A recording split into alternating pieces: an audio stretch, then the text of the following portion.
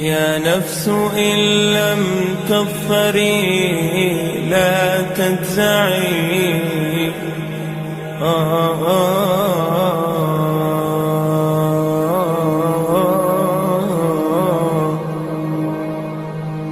يا نفس إن لم تظفري لا تجزعي، وإلى موائد جود مولاك ارجعي.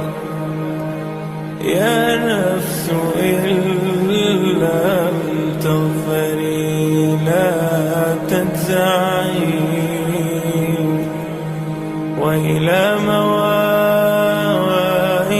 جود مولاك ارجعي.